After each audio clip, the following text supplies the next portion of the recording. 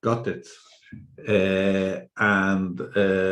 I say sorry for you not getting the pages from the books. For those who don't have the books, we should have sent it. We are going over to the topic of Pesach, and we will have that topics 4 weeks from today, actually until Pesach. So it will be sent today or tomorrow. The pages, I mean, from the books, where you could see all the topics in the halacha and the machshava and so on. But we will probably also send before the coming shiurim some more text that you could read in advance. Pesach is a very big topic. Even if we have 4 shiurim, it will be impossible to go through all the topics of Pesach, but we'll try to do our best to touch most of the important topics around this. The Gemara in Masechet Pesachim says that there's a discussion between 2 opinions of how long time before Pesach you should begin studying the halachot of Pesach. So one say it's 2 weeks before, and another that is also what we follow according to halacha is 30 days before Pesach. So now we are exactly months before Pesach, or months minus 2 days, and that is the correct time to start and study the halachot of Pesach. According to this text from the Gemara, many say that it's important to study 30 days before every Chag, especially Chag from the Torah, so we will be prepared. But the reason that it's said about Pesach, and it's mainly meant about Pesach, is that Pesach has so many halacha details that are important to understand, to learn, and to follow, that are much more complicated than building a sukkah. It's complicated, but much more complicated than that, or how to listen to the shofar in Rosh Hashanah, or other examples of halacha that are connected to a chag or to a holiday. And I have to say, especially when it comes to Pesach, we'll try to have one topic at a time, so that we could focus on every topic. This week and next week will be a kind of mixture, because we have a very big topic of Chametz, maybe Chametz and Matzah. We'll explain a little more later. So we'll begin speaking about Chametz today. We will for sure have to continue that in the next week. Hopefully also we could touch the mitzvah of Matzah. It's a very important mitzvah, so that in 3 weeks we could begin to speak about what we call the Seder night, or Leila Seder, and to see other aspects of the mitzvot around Seder night.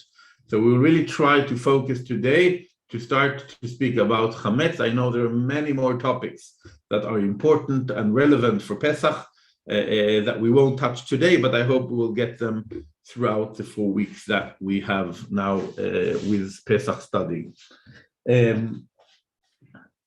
Okay, when we speak about Chametz, we also defined it and so on, but just to begin with, why don't we eat Chametz in Pesach? Just come with your, yes, Rebecca? Man skal ikke spise, det har med usyret brød å gjøre. Når man skulle forte seg ut av Egypt, så hadde man ikke tid til å la brødet heve. Og så skal det være til minne da. Okay, so you say when the Israelite went out of Egypt, that is what we are celebrating or remembering in Pesach. Oh, I'm sorry, I said it in Norwegian. I could repeat it in English, it's okay. So when that happened, as you said, the Israelite had to hurry, so they didn't put, you say, surdai, sourdough, that you put in the dough and let it get puffed or bigger faster. And because of that, they ate matzot. And in this way, when we don't eat chametz in Pesach, then we remember that the dough of the Israelites, when they went out of Egypt, couldn't puff also. You couldn't have the sourdough in it because it was a hurry. That's more or less what you said? Yeah. Maybe it's also something about humility. The chametz, it's like puffed up with air, and that's a kind of what do you call it, pride or attitude to life. And then the chametz, the matzah is like not that. That's a very sign of humility to eat that. That could also be a theme. So you say, in addition to the story of the going fast out of Egypt, you say there is also a symbol of chametz being something that is puffed up, full of air, and that is less humble.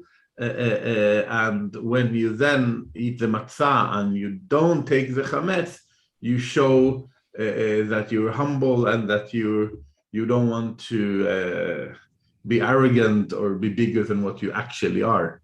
Yes, and that is a very important like symbol for the chametz. Yes. Other reason for why we don't eat chametz in Pesach? You came with two of the most important explanations, so that's very good. There is one more reason that is it's a little I don't know, cliche to say. We don't eat it because the Torah says we shouldn't eat it. That's like the main reason why we don't do things. And it's interesting because one of the reasons that you came with two very different explanations is that when we read the text from the Torah itself, it's confusing. Because when we read in the Haggadah why we eat matzah, then we have the story that Rebecca told us, and that is also written in the Torah, that the Israelites had to hurry out of Egypt, and because of that, they didn't have time for their batzek to be chametz. We will see the sentence just in a few minutes, and because of that, they ate matzot. That's in one hand. In the second hand, even before that, they're told not to eat chametz with their matzah when they eat Pesach offering in Egypt. So the rule about not eating chametz came before the happening. You can say that, okay, Hashem, he knows what the future will come. And because of that, he knew that that will be the symbol of the way they go out of Egypt. And because of that, chametz was not allowed with the matzah. They already then had a rule about eating not eating the chametz even before they went out of Egypt. So it could still be the same thing. But we see the idea of chametz in the Torah not only connected to matzah and Pesach, but also connected to the offerings. When it comes to the offerings, with very few examples where we are allowed to have chametz, for example, for the bikurim, besides them, all the offerings in the Beit HaMikdash, in the temples, were coming with a bread in the form of a matzah. And it also says there, you're not allowed to have chametz with no connection to Pesach. And in that way, we see that there is something with our attitude when we come to pray to Hashem, when we come with our offerings, or when we come to thank Hashem for the exile or exodus from Egypt. Because of that, when that comes, we also understand that chametz has more than the practical need to hurry. And as Lars said, very nice, it's a symbol of being humble and not like the chametz is a symbol of not being humble and filling yourself with air. And that's also a very important explanation for chametz. Yes, Michael? Yeah, I think it's not only about, you said that God knew what will happen 2 weeks from now, but maybe to say that now it's a new time. The whole idea of going out of Egypt is to keep the law, and to be Jewish is not only physical freedom, but the idea is to go out and to serve God. and therefore now they are told, and maybe not everyone would follow, but that would have consequences. I mean, it's kind of saying we start a new time, and therefore Matar is the kind of one of the first prescriptions, mitzvot, and then start doing it. Yes, so I understand you connected very good to the third explanation for why we eat matzah, because that was ordered or a mitzvah given from Hashem already then, and we continue with that until the day today, with the same idea of keeping the mitzvah. Okay, it was just to start the conversation. Let's see how the mitzvah of Chametz is given already when they were in Egypt and just after they went out of Egypt. So we have twice a very clear text saying that you shouldn't eat, not only in Egypt but in Pesach, any chametz. And we'll see that in the text that is connected to the story itself, not how it's written later when they said you have to celebrate chametz, but actually when they're still in Egypt or in the way out of Egypt. Let's see how it's written there. And I say chametz because we could read the text that we will read has lots of very important angles that we could learn. The mitzvah of matzah will be there, the mitzvah of Pesach, and many other things, telling your children, and many other important aspects of Pesach. But I want us to focus, when we read the sentences now, on the chametz. Okay, what does it tell us about chametz, and how important is or isn't chametz in the whole idea of celebrating Pesach? So I share my screen now. For those who understand Hebrew, I will keep also the Hebrew text here. This is from Exodus chapter 12. It starts, this is a text we also are going to read in just less than 2 weeks, Parashat HaChodesh. We're reading in the Torah, where it starts with saying, Hashem tells Moses and Aaron that they have to tell the Israelites to take a lamb and to take it to the home, and then prepare themselves to the day of Pesach, where they are making the sacrifice of Pesach in Egypt, eating it, putting the blood on the openings and so on. We won't read all the text connected to this, but that's how they get the message. They get the message to eat it, and as we said already, then they shall eat it with matzot. Sorry, try not to have this one. They should eat it with matzot, as it says here, and so on. But then after that, just after it tells you have to put, then it says in sentence 14 what would happen in what you should do with this in the future. Okay, anyone who could read 14 from 14, just 14 and 15 right now. I could choose someone, but if someone just unmute themselves, be nice. Daniel, could you read? I have some Daniels here, but let's see. Like 14 and 15. These are two sentences is here in English. And when you have the name of Hashem, it just say Hashem. This day shall be to you one of remembrance. You shall celebrate it as a festival to Hashem throughout the ages. You shall celebrate it as an institution for all time. Yeah, so here already they're celebrating Pesach in the day when they go out of Egypt, or just before they go out of Egypt. And already then, Hashem tells them this will be a celebration for generations, not only this year, but in the future. And then number 15, the next one, 7 days. 7 days you shall eat unleavened bread. On the very first day you shall remove leaven from your houses.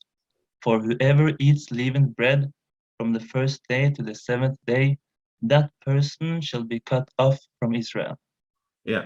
So here it's a very clear rule about the Chametz, that you should, when it says unleavened bread, the word in the Torah is matzot, but you should remove leaven or Chametz, or it says here the word in the Torah is seor, from your houses, and even a strong sentence about this being punished by karet, meaning you're not a part of the people if you don't do that. It's a really symbol of how to choose to be a part of Israel. And then it continues with rules about how you should celebrate and have a feast or more in the first and the seventh days, and so on, and that you should eat matzot, we have here. And then number 19, if you could read that one, it's no leaven. Yeah, no leaven shall be found in your houses for 7 days. For whoever eats what is leavened, that person, whether a stranger or a citizen of the country, shall be cut off from the community of Israel. Again, the very, very strong punishment of being cut out, but we can see the rules itself. No leaven shall be found in your houses, again 7 days. Okay, and then next one, number 20. You shall eat nothing leavened. In all your settlements you shall eat unleavened bread. Yeah, so you should not eat chametz, but you should eat matzot. Okay, and here Moses goes to the people and tells them to do what Hashem tells them with the Pesach offering, and even the known what we'll do with the children will ask, and you have to explain them, and so on. Okay, and then this happens. I'll just jump over this, but then the Israelites are like going out from Ramses. They're beginning to go out of Egypt, and then number 39, this one, and they baked, is a known one regarding to the way they went fast out of Egypt, and they baked, yes.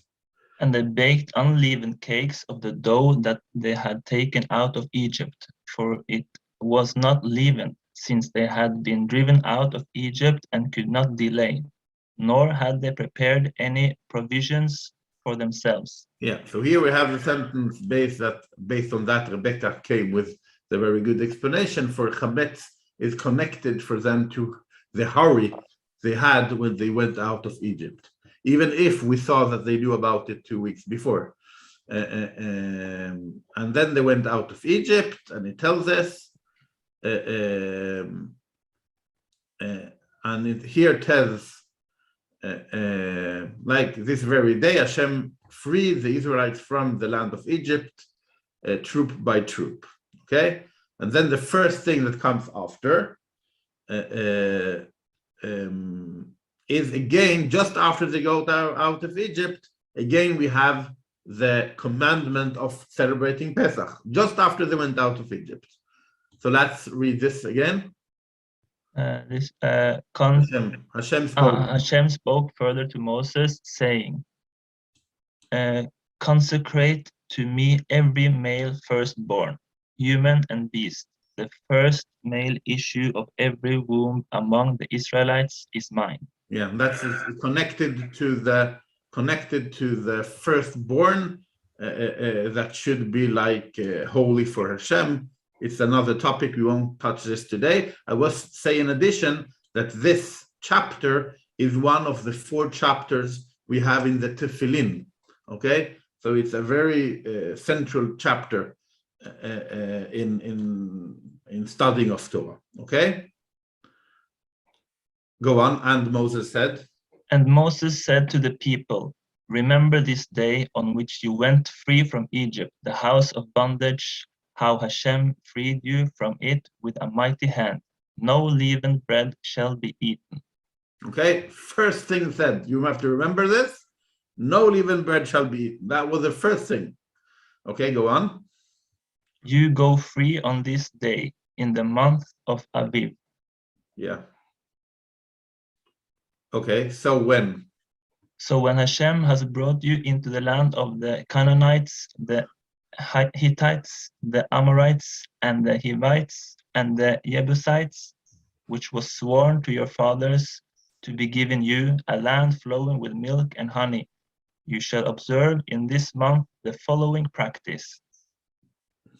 7 days you shall eat unleavened bread, and on the 7th day there shall be a festival of Hashem. Throughout the 7 days unleavened bread shall be eaten. No leavened bread shall be found with you, and no leaven shall be found in all your territory. Yes. Okay. It's important to say here that the translation is maybe not perfect because it says yera'eh and it's found by seeing. It's important. We'll come to it later. Okay. But it's yera'eh is found by that you find it, that you can see it. Okay. Will I just finish the two last sentences? And you shall explain to your child on that day, it is because of what Hashem did for me when I went free from Egypt. And this shall serve you as a sign on your hand and as a reminder on your forehead, in order that the teaching of Hashem may be in your mouth, that with a mighty hand Hashem freed you from Egypt. Yes. Okay, you could also take, okay, let's stop here. I'll stop sharing because I want to see you better, if it's okay for you.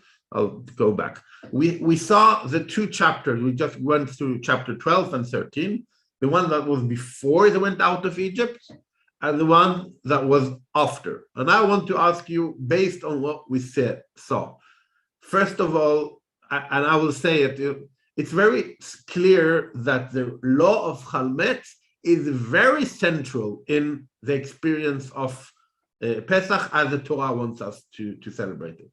It's not eat matzot, and since you eat matzot, don't have any chametz in your home, okay? Or don't eat any chametz, eat only matzot. It's repeated. I don't know. Didn't count, but 6 times or 7 times in these two chapters. Sometimes it's the first thing said. Before it says you have to eat matzot in the chapter 12, it says you shouldn't eat any chametz. That was the first thing said. So the distance from chametz is, according to what we see in the Torah, very, very central. But based on the sentences, let's think a little halakha, and maybe some of you have read some about it already. What are the laws, okay, that are connected to the chametz based on what we saw, okay? There are 4 different halachot or mitzvot in the Torah connected to the chametz. All of them we learn from these chapters, okay? So I could show you the text again, but let's try from remembering. If you could tell me what are the things we should do or not do connected to the chametz according to what we read. Okay. Someone could come with the first one that is maybe the easiest one. Yes? Må jeg snakke engelsk? Oh, you can say it in Norwegian. I will translate. Okay. Så at man ikke skulle spise hevet brød i 7 dager. Yeah, the first thing is, as you say, you shouldn't eat chametz. Anything that is chametz, 7 days. It was said and it was repeated. You're not allowed to eat chametz. Very clear. Okay. What more? Remove it. You should remove it. Okay. So in the sentence it says, I will share screen again. Sorry. In chapter 12, sentence 15, it says,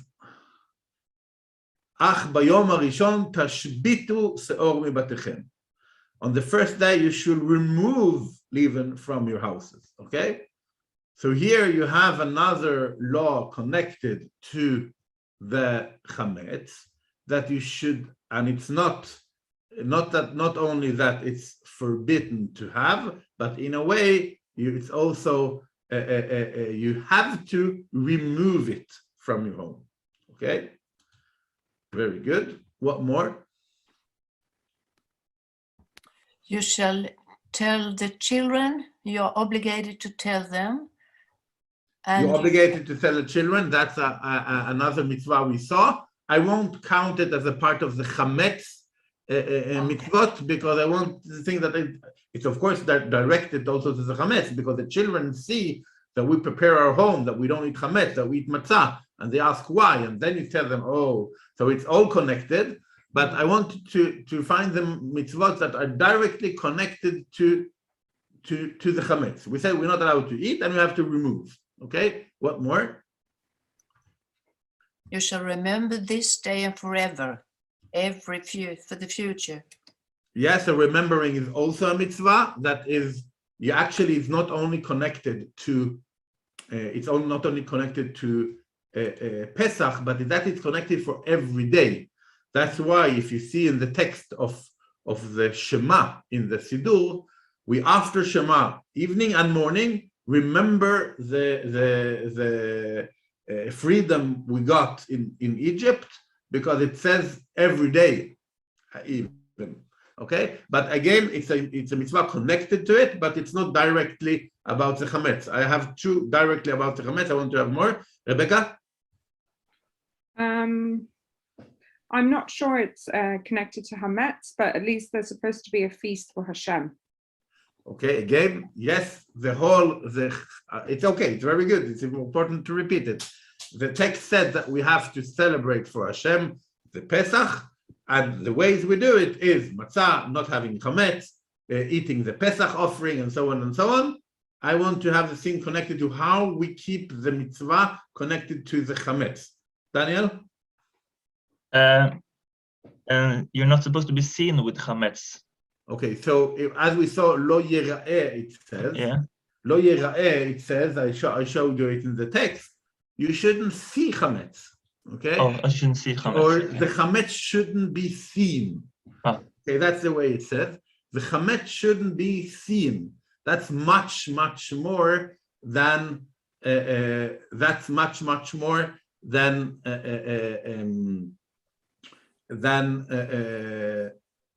not eating it. Okay, it's totally different. And in addition to that, Sarah? Yes, you must eat matzah. You must eat matzah. We also had that. It's also connected to chametz from the positive side. You have to eat matzah. You're not allowed not only not to eat chametz, but you should also eat matzah, especially in the first day, or in connection to the Pesach offering when that was or will be relevant. But again, it's not directly connected to chametz. Okay, the lo yira'eh has another side. Okay, and that is that it shouldn't be there. Lo yimatzeh. Okay, lo yira'eh v'lo yimatzeh. So you have that also. That's the sorry. That is the next one. So you not only shouldn't see, but it shouldn't be there. Okay, and that's two things. So if Michael reminded us you have to remove it, we have to remove it in the way that it's not there. That like if it's in the closet and I don't see it, it's not good enough. And if I see it but it's outside, it's still not good enough. So it shouldn't be and shouldn't be. And there is one more halacha that is very important connected to matzah, to chametz, a little harder to find like directly in the sentences, that you shouldn't enjoy any chametz, shouldn't have any joy from chametz. That makes chametz a very high degree of something that you shouldn't do.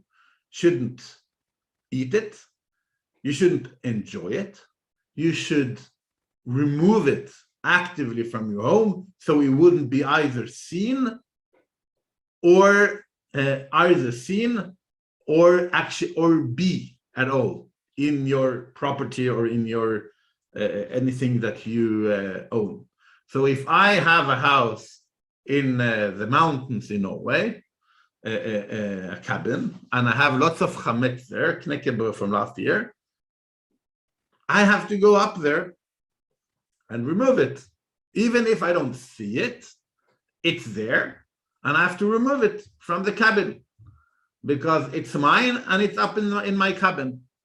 It shouldn't be there. That's how it says. Okay, so we have these four main obligations connected to chametz.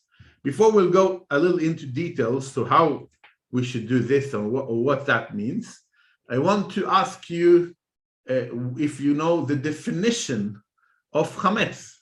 Okay, how do we define something that we have to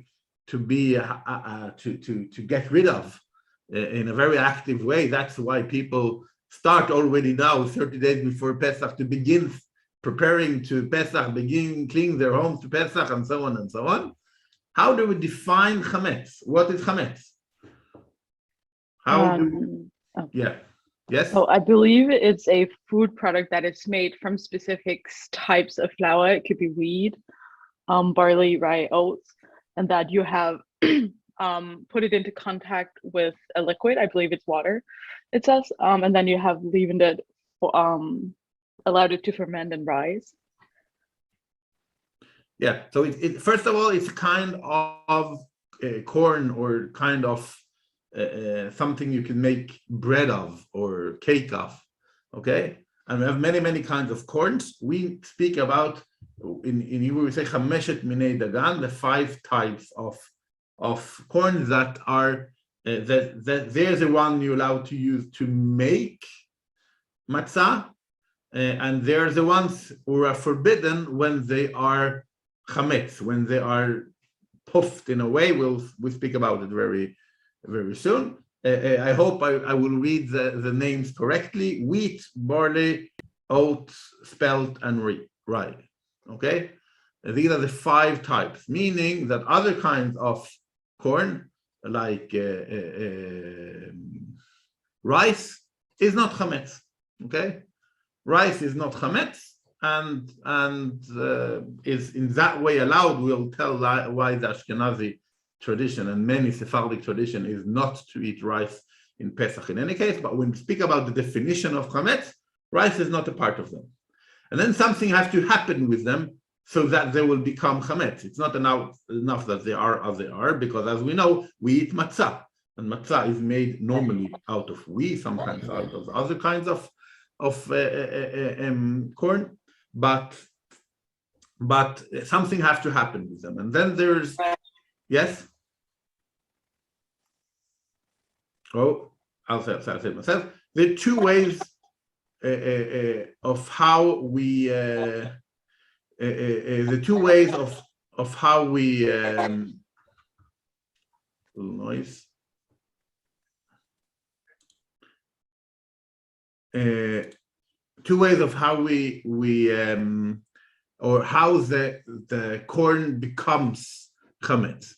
The one way is by sourdough, okay, and another way is by puffing themselves, by like making itself bigger with air and so on.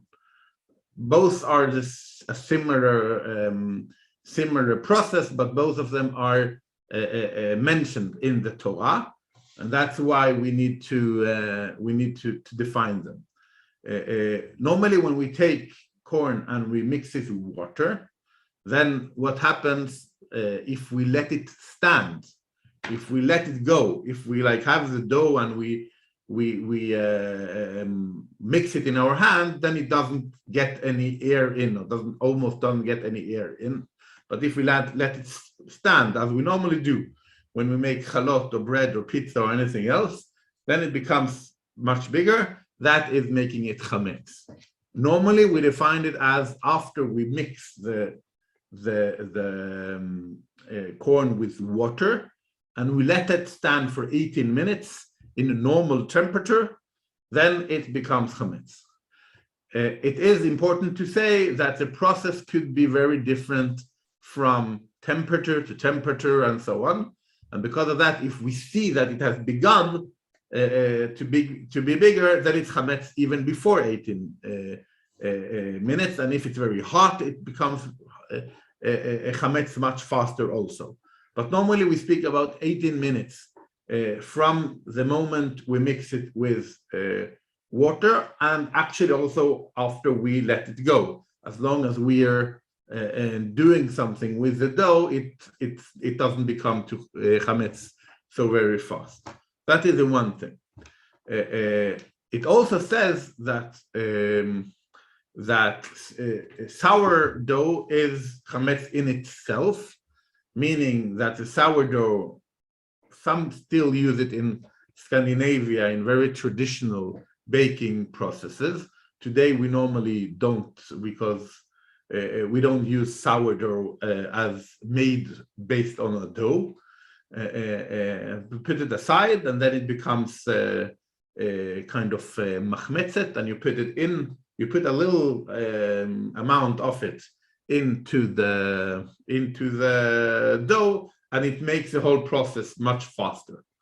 That sourdough. These two things are totally chametz, and that is the things we're not allowed to eat, even if it's not finished baked or anything else. There are many things on the edge. I won't speak about them right now, but it's also important to say that in chametz, in difference from other kinds of foods, even when it's not eatable, it's still chametz. Normally, when we speak about kosher rules, it has to be eatable to be kosher or non-kosher. If it's not eatable, it's not food. Then there is not a kosher question about it anymore.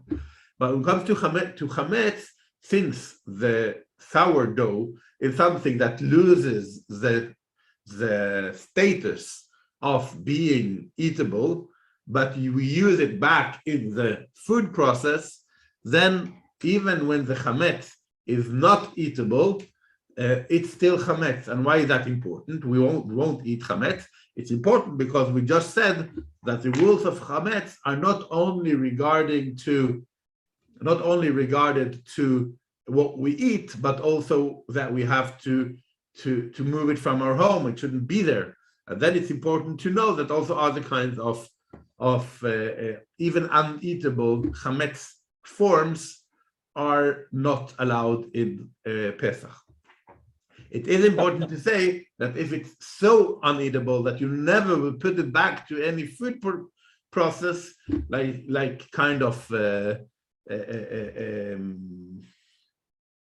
glue that is made with wheat, that is not chametz. Okay, so don't go into all the furnitures and take out the glue from the furnitures. That you're not allowed. You shouldn't do that, because even they are totally out of the form of what is food. Yes. I was just about to ask, how far should we go? Because I just saw my conditioner had wheat, so I was like, okay, is that also something? But no, right? Exactly. So that is the same as glue. As we said, even if it has wheat in it, it's not only uneatable, but it's totally out of some people say, I won't say it, some people say that in kind of things you put on your body, like soap, there have to be kosher for Pesach, because there is a sentence saying sikak shtiyah, that the things you put like oil is as drinking, and then it's as eating. But it's only about someone who say it, and we'll come later on, not today, to see how far people go in taking the halacha of chametz very, very seriously. Maybe someone will say too seriously, but of course we see that the chametz is very serious, and because of that, the definition of it is also very important, because it's something you have to take out of your home. But the definition doesn't cover the products like the flour itself, or? Okay, so the flour itself is a little problematic. because people think that if we take the flour and we mix it with water and we'll do fasta matzah, it will be kosher to Pesach. The problem is that the normal flour we have today is already mixed with water, meaning that in the production of the flour, it's mixed with water. Because of that, the only flour we use for making matzot is flour that is kosher for Pesach, meaning that there is kind of a kind of control on them, that they're not mixed with water in the production of the flour itself. And then it's of course kosher to Pesach, is no question about it. There is even, we'll speak about when it comes to matzah, there is even a definition of matzah shmura that is specially kept where the flour is kept an eye on from the production to double check that no water has touched it. Even in old days, that we have kept the flour to use flour that has been specially supervised. But the normal flour we have today in the shops is considered ad chametz, even if we haven't mixed it with water yet. Yes, I don't know, Mia? Yes, so you said that even unedible things are chametz as well. Is that why you wouldn't drink like fermented drinks as well? For drink what? Drinks that are fermented, like beer. I read somewhere that it's not allowed for Pesach. Yeah, the example for that, beer is also made from, and even if it's not of the form as chametz should be, as a dough, then of course beer is also considered as chametz, or at least as something that you're not allowed to have in your home. It's a question of definition, because it's as we say, a drink. But that's correct. Even and also mainly when it comes to alcohol, it's mainly beer and what's that fast for me? Whiskey. Yeah, thank you. Just after Purim, I have to remember the word of whiskey. That's very bad. Yeah, Rebecca. Okay. I don't know if this is a silly question, but I've seen it been asked before by some Orthodox people, is that regarding pet food. I mean, pet food is usually meat, but sometimes they might use chametz in some of it. Like, how would you deal with that? Do you just feed your cat meat all week? I don't know. Yeah. So you're allowed to feed your animals unkosher food. Yeah, that's but what you're not allowed to feed your animals chametz. Okay. It's considered as eatable, because if it's eatable to animals, then it's in a way eatable. That's the one thing. And the second thing, we said you're not allowed to enjoy the chametz in any way. So giving food to my animal is enjoying it. So that's very correctly that, in difference from unkosher food that is allowed to be given to your animals, when it comes to chametz, since you're not allowed to enjoy it, you're not allowed to give it, and since animals eat it, that is in itself a definition that it's eatable in a way. Okay, that makes sense. Yeah. Thanks. Yes, Rebecca? Yeah, I had a question about the cat food also, so that's why I think I'm jumping on this. So if the cat food is but it's also a question about kitniot. So if the cat food or other things are containing kitniot and not chametz, then can I use it for example for my cats? No. What? Yeah, we'll speak about kitniot, not today, we'll speak about kitniot next week. But yes, if it's only kitniot, other kinds of corn, not one of these 5 that we have defined, then it's no problem to give it to animals. Okay. Or well, even to Jews who eat kitniot in Pesach. Yeah. Yes. But the definition is important. For example, we could give pasta to non-Jews before Pesach. Okay. But when Pesach starts, we're not allowed to give a pasta we found to non-Jews, because then we're enjoying it. It's a joy to give a gift to someone. So before Pesach, we could give away. We don't have to throw away the chametz. But in Pesach itself, we're not allowed to enjoy anything that is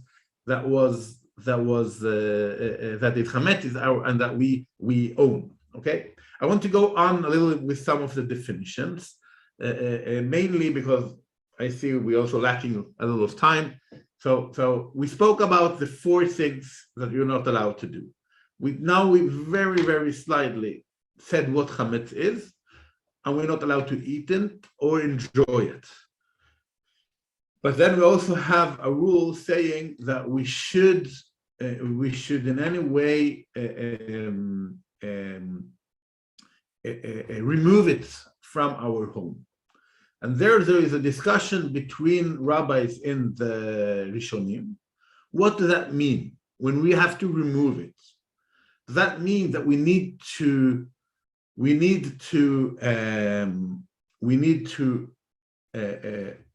secure that there is no chametz in our home? Meaning, if I don't eat chametz all year, I come to Pesach, I don't need to do anything because I don't have any chametz in my home. Then I have removed it from my home by not having it in. Is that enough to remove tashbitu seo? Or some people say that if I don't have, I can't keep the mitzvah of removing because I don't do anything actively. Doesn't mean that I have to take it in to take it out again, but that I don't keep the mitzvah. And because of the 1 or 2 opinions in the Rishonim are the rabbis from Middle Ages, more or less, that say that you have to actively remove it to keep the mitzvah. Doesn't mean you have to keep the mitzvah if you don't. Like you have a mitzvah, you have to help a person when you see their donkey fall in the side. You keep the mitzvah when you see it. You can't keep the mitzvah when you don't see it. So in that way, they don't say that you're breaking a law by not removing, but you're not keeping the mitzvah of removing because you don't have anything. But because of that, we have a tradition to actively remove, to make the mitzvah. Even according to these Rishonim, it's mainly the Tosfot who say it, and because of that, as you know, we have the tradition of burning them, the chametz on the day before, having an active action of getting rid of our chametz before Pesach. The normal way of doing this, I'll just say it like in the order of time also. Some weeks before Pesach, many already now and this week, begin to prepare their homes to Pesach. Begin to plan how should we finish our food. We don't want to throw food. The burning of chametz is a symbol burning of chametz. If you come to the day before Pesach with 50 kilos of chametz and you want to burn, it's not very good. So try to plan your eating and buying towards Pesach so that we finish the chametz we have in the right time. That's one thing you do. And then, of course, the cleaning your home, taking out of your home all of the chametz. That's another mitzvah you have to do.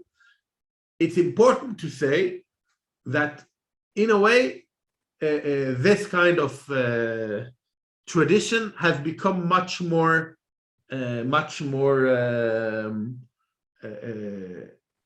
observed than it should be halachically.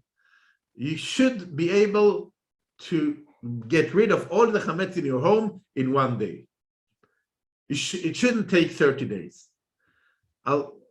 Like going through the closets, going through the things you have in the kitchen, taking them away, doesn't take so much time.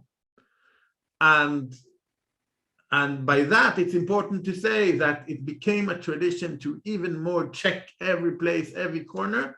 We do it in the day before Pesach. I'll come to it very in a few minutes. But preparing their home halachically for Pesach isn't a very big issue. Doesn't take so much time. The thing that is more problematic, and we'll speak about that next week, is preparing your kitchen for Pesach. That's more problematic because there you have to use the kitchen things, the oven, the other things you want to use, and there is a way of koshering them for Pesach and so on. We'll speak about it next week. That's more complicated. But taking out the chametz from your house, that doesn't take a lot of time, or take some hours. But people do it even more and clean the windows and clean the books and clean every place they could find. And it's a very nice tradition. There's also a tradition, I think mainly in many countries, but also in Scandinavia, and cleaning your house after the winter. So you could join these two together, and having a clean, nice house without chametz for Pesach, that's a very good tradition. But it's important to say the halacha is just to take the chametz out of your home, eat it, give it away, and then you don't have it in the home anymore. And then there are the very important actions you have to do in the day before Pesach that I'll speak about in a moment. Yes, Gael? I remember I read or learned somewhere that it was, I don't know if it was the Chachamim or who it was, but it was like you should only spend 2.5 hours, or was it 3 hours, removing the chametz and cleaning for it and not more? Is that right? Or you could, I don't know that quote, but maybe I suppose someone said it. And people really, like, I saw people opening their mobile phone to find if there is any chametz in the you shouldn't do that. It's not chametz. It's not chametz. Actually, to be chametz, it has to be an amount of kazait, as a olive that is more than the small olive today. You shouldn't have less than that. You should take it out. But if you have less than that, then it's not considered as chametz, that you have broken the law from the Torah. And because of that, going into the holes of the mobile phone is a very nice tradition. But if for those who are special interested. but isn't it required to look for, I don't know the English word, smulor, the small parts of bread in, for the example, the sofa? No? Many do it. Halachically, you don't need. Halachically, okay. I explain why. So it's important to say, because sometimes people feel that if they don't do it, then they don't keep Pesach.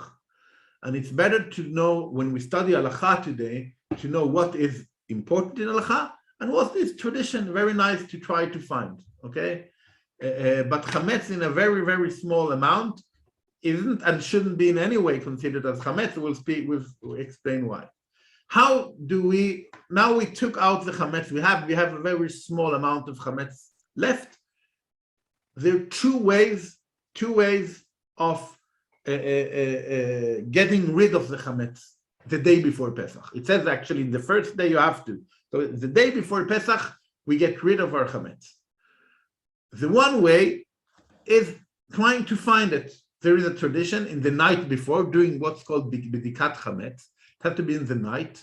We do it normally with a firelight, with a candle. If candle isn't good enough or is dangerous, you could use the kind of light. The idea is that when you go on night with the light, you are more focused on what you try to find. In a weird way, it's easier to find in the night than the day, according to this tradition. And you go through everything you own, like the car. You go to every place you think there could be chametz. You don't have to go into the toilet if you're sure that no one eats in the toilet or take with them food to the toilet. But like the idea, if you eat in the car, check your car. Every place it could be chametz, you go and you check your home. That is bdikat chametz. It's the night before Pesach. So if Pesach this year is on a Friday evening, so it's night to Friday. You should do that, and that's a tradition going around. Often you do it with the family together, and that is the actual old-fashioned way of getting rid of all the chametz you have at home. So all the cleaning we said before is preparing for that moment where you go around and you check there's no chametz left. Then you know there is no chametz, and that's all. In that occasion, there is a tradition to hide some chametz. Okay, it's a tradition. Many children, families with children, the children are hiding the chametz. and then the parents have to find them, or one of the parents have to find the chametz that is hidden, and in that way we do it also to make it active, to make the children. We spoke about the children have to be a part of Pesach. We'll speak about even more in 2 weeks. So that you, in a way, that way you active try to find the chametz, and you actually find the chametz. So if you don't have any chametz, then you found the chametz. The day after, in the morning, you burn it. Okay, you burn the chametz. It's a symbol, but it's a chametz you have left. It's very important if you do that in your home to write down the one who's hiding where they are, because it's crazy to try to clean your home in 30 days or 15 days or 1 day, and then you hide the chametz and you don't find it the day before. That's like, oh, oops, that wasn't the meaning. So it's very important to write down where they are so that you won't miss any chametz in your home the day before. Hide chametz the day before. In that way, we keep the halacha of tashbitu seor, that you take actively the seor out, and we burn it in the next morning, and the chametz is out of our homes. It's important to say, I didn't say it, no, I'll say it later. That's one way of getting rid of our chametz. Another way of getting rid of chametz, it's much easier, but is also in a way acceptable way, is saying the day before that any chametz that should be in any place in your home is for you nothing. Okay, it's saying I give up my ownership for all the chametz I have, and for me it is as dust. Okay, and by saying that, even if there is a bread in my closet that I forgot, I have kept the mitzvah of not having chametz in our home, because in my mind and in my heart, I said that I don't want any chametz. And if I didn't find it, then it's as dust. That means, of course, that if I find the bread, I have to throw it fast. And if I find the chametz, the bread after Pesach, and I eat it, then I show that my words were just nothing. So it's important that if you find the chametz when you say that the chametz you have is like dust, that you treat it as dust when you find it. But that is enough to say that, and that you don't want any chametz, then you have been finished. And if there is someone is for one or another reason very sick or something else that really can't get rid of the chametz, I don't have time, it is enough to say that, and you don't have any chametz. Of course, as I said, if you find the pasta after, throw it out. You have to show that you don't want it. Yes. Yeah, Rebecca and Rebecca. Yeah, I'll start then.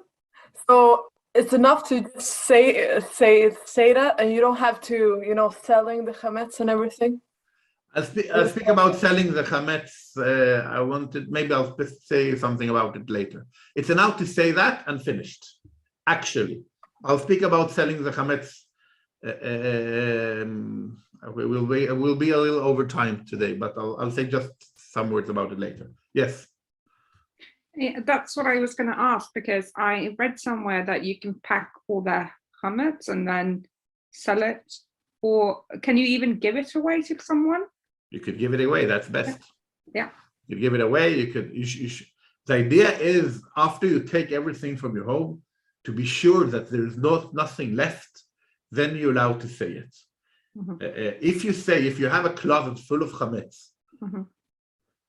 and you just say it, then you don't mean it, because you could just take it and throw it out. You have time for it. If you don't have time, you can say it, but then you have to throw it out later when you have time to throw it out. Because when you say it's like dust, you actually have to mean it. That I really don't want to have any pasta in my home. So if I didn't find it, then I know there was a pasta, I don't know where it is, I don't know what. So I say that it's like dust. It's a text that is written in the start of the Haggadot. So it's written in Aramaic. I will recommend to read it also in English or Norwegian or a language you understand, saying the text, saying if there is any chametz, I don't want it, and then by that you get rid of that. It is important to say that the tradition is to do both. Okay, So I said every one of them is enough, checking the chametz or getting rid of it in words. But our tradition, to be sure, is to do both. Because if I say I don't want to get rid of my chametz, and it's like dust, but I have a closet full of chametz that I haven't taken out, it could be that I don't mean my words. But if I check the home and everything I found, I throw out or burn the day after.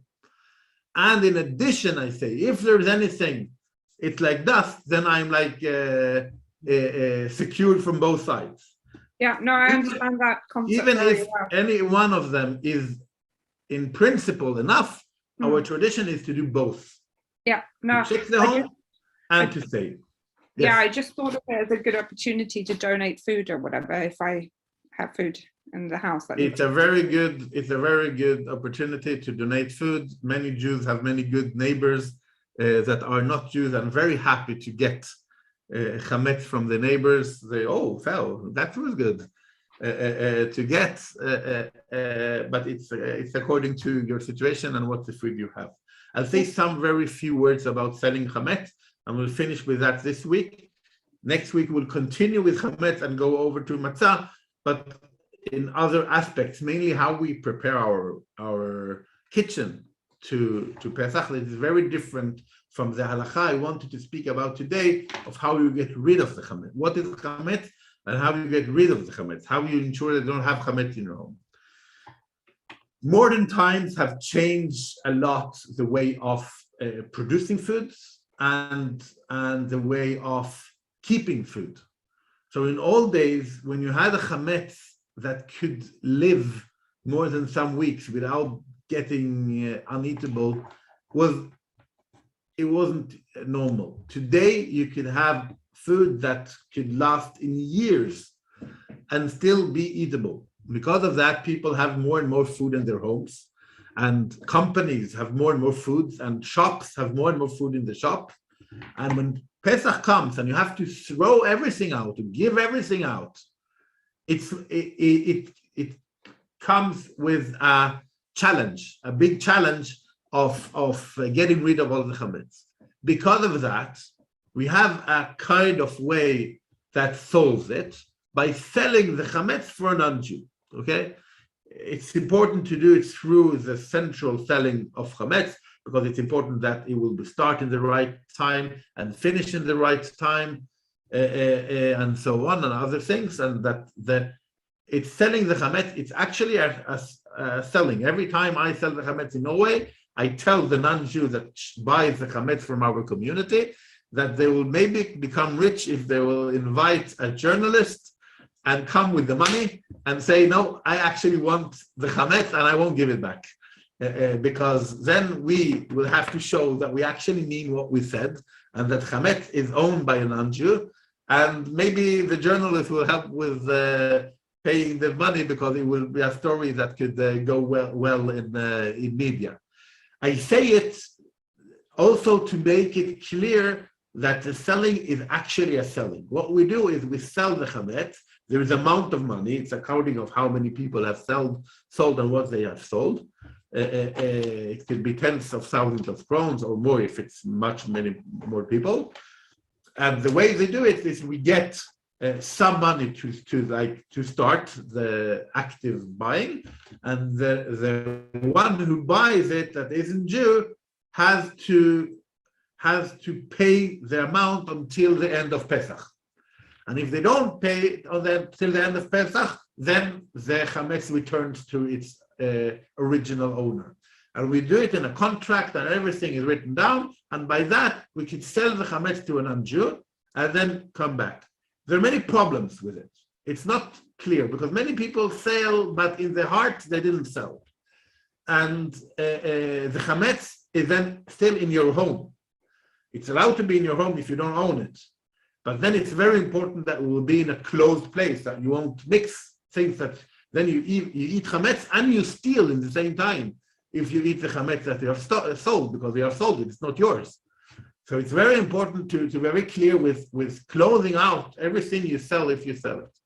And the tradition we have is doing it only if it's a big loss. If you have a shop with a kosher shop in Scandinavia that has a big amount of chametz that want to sell the day after. For them to give it out or to sell, it will be a big loss and it will be impossible to have business. So it's allowed to sell it. But us in our homes, if it's 4 packs of pasta, we can eat it, we can donate it, and we don't have to sell it.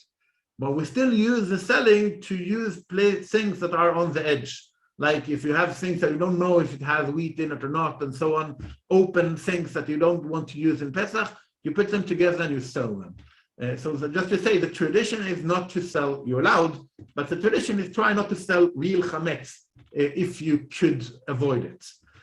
That is a way of selling chametz. It's a way of getting rid of it without giving it away or burning it. It's of course better than burning a lot or throwing out a lot of food. That we don't want either. So just saying that about selling the chametz, it's in the side. We'll speak next week about I always said the kitchen, how chametz mix with non-chametz. It's a very important topic. We'll speak a little about kitniot. We also speak about something I didn't speak today about that is important, is when does it start? When should we start not having chametz and not eating chametz? There's different times for that in the day before Pesach. Since we're out of time, we'll continue with that next week. As I said, we will send the pages from the books by email that you could read them before next week if you want. It's good to go through them. Thank you for participating and continuing start of preparation for Pesach. Good for us all. Shavua Tov.